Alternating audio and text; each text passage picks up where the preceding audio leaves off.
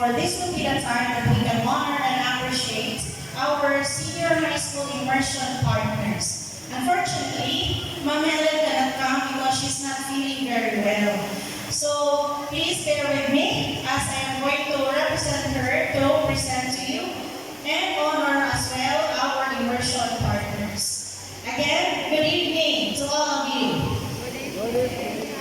GOCC will be giving out simple plaque of appreciation to the agency or host establishments and a certificate of appreciation to the immersion partners.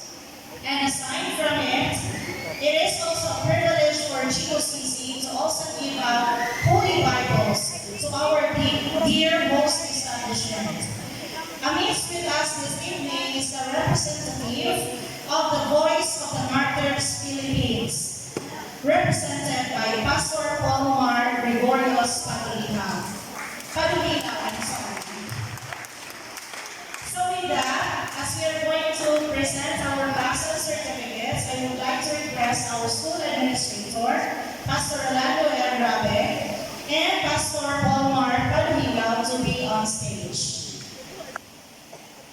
A plaque of appreciation will be presented to the following.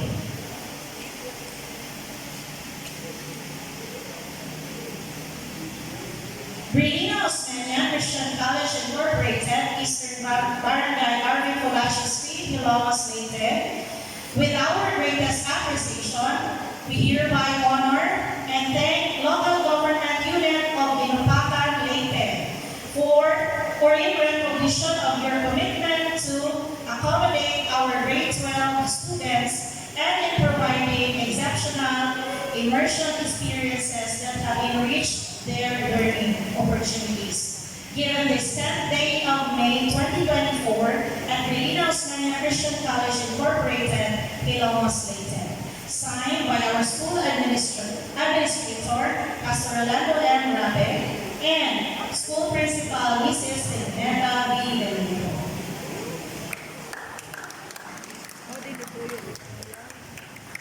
And we would like also to present the certificate of appreciation to Honorable Rogelio Jr. D. Pua in recognition of your commitment to accommodate our grade 12 students and in providing exceptional immersion experiences that have enriched their learning opportunities.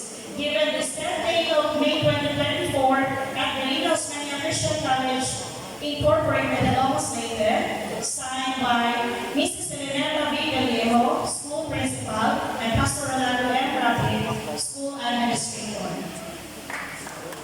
And another one for Miss Michelle De Los Santos. Lagi ka nang nagkuha.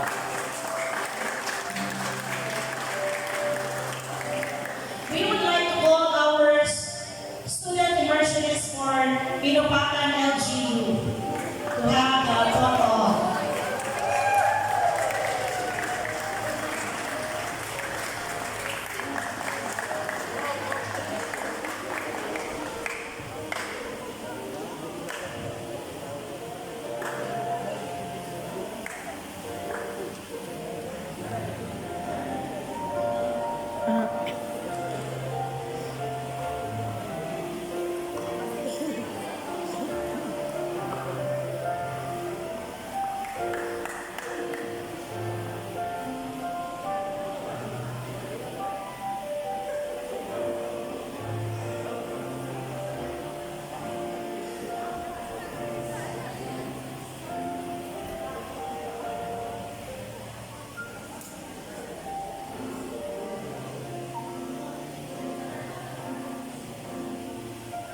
Another plaque of appreciation to LGU of Ilocos Leyte, spearheaded by Honorable Manuel R. Villahermosa.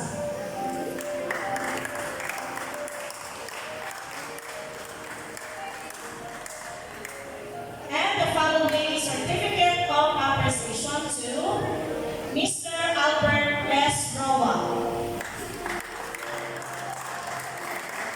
Mrs. Jane Francis B. Dominica, Miss L.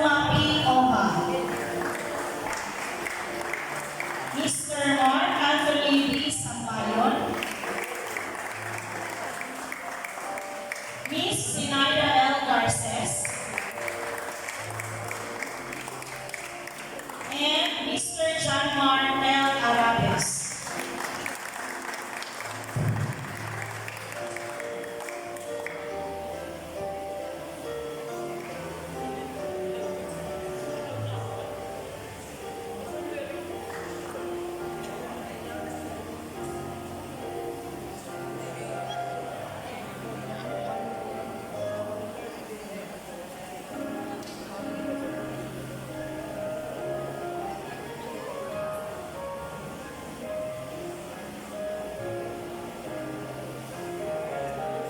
Calling the students to please come off stage now.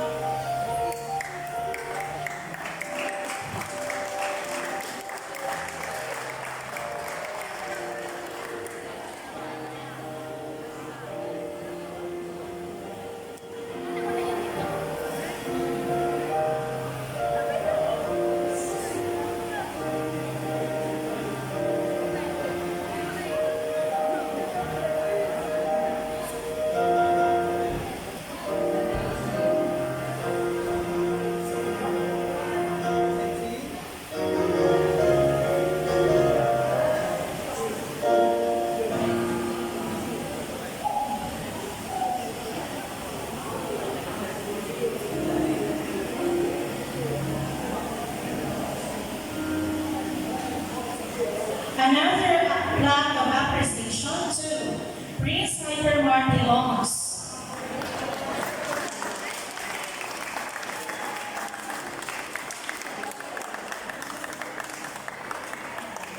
And certificate of appreciation to the family, Miss Teresa Mangalino.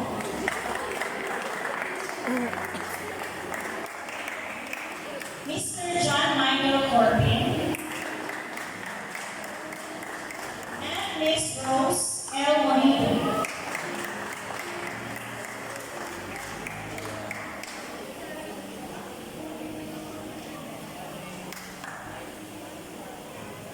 Isa mo sa Ria? Isa mo sa nag... General. Sa general. Test.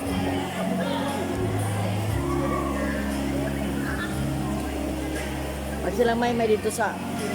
Ang kanan ko na... Maternity. Sa maternity. Our immersionist is on our LGO. stage. LGO.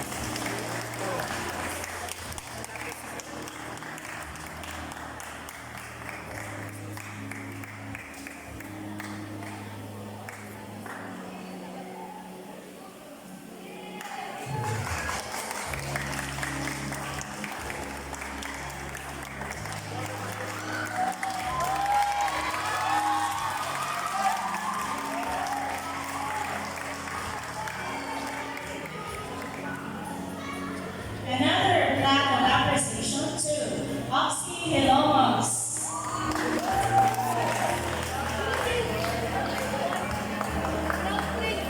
And the certificates of the following, Mr. Raul P. Correlias. Miss Francesca F. Navarrosa.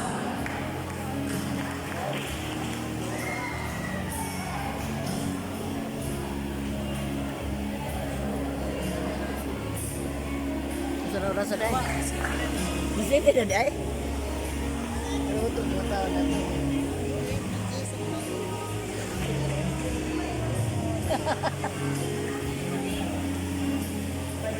Alas ito naman day. We would like to request our students to come on stage. O, ito yung apels pa niya po na ni Ron.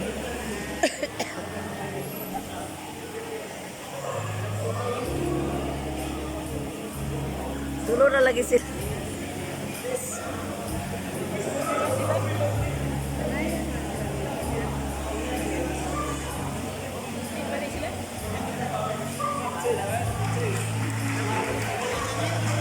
Another plaque of appreciation to our municipal police station in Lomas Leyte.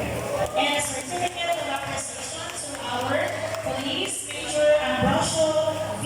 Dimani. If I'm pronouncing correctly, sir.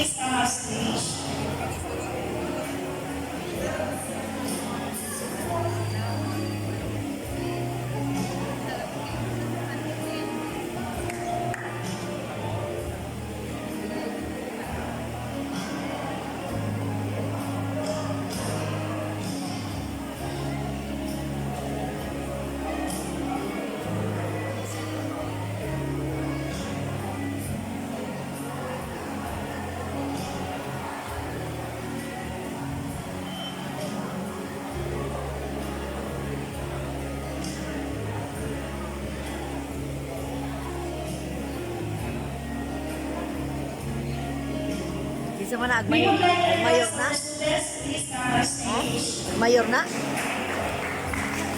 Sa ako polis? Ako ka ng hipi? Lagi di mo ito na makuha. Daga na magpulis, oy.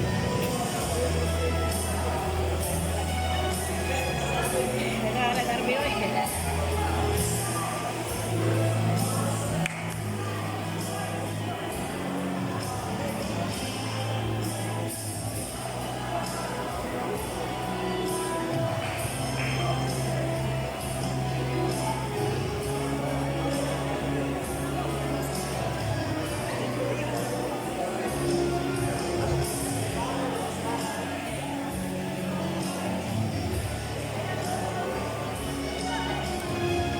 Nasa libre nag-usa, oh, kapulis.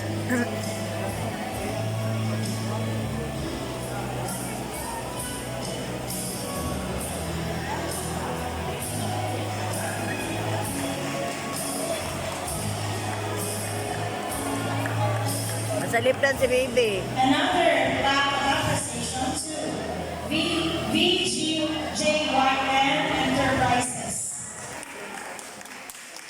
And the certificate of appreciation to Engineer Joyce L. Bernales. Engineer Sanders C. Lomato.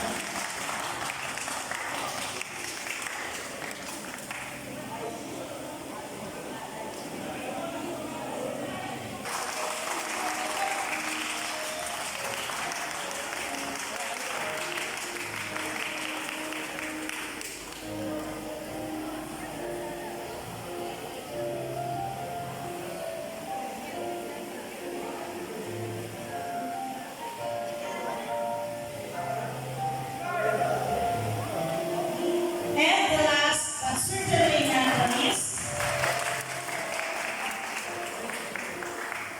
SOMA as their immersion supervisor. Lagi mo sa kanas taas. Ito na. Wala? Oh, itong sa LGU.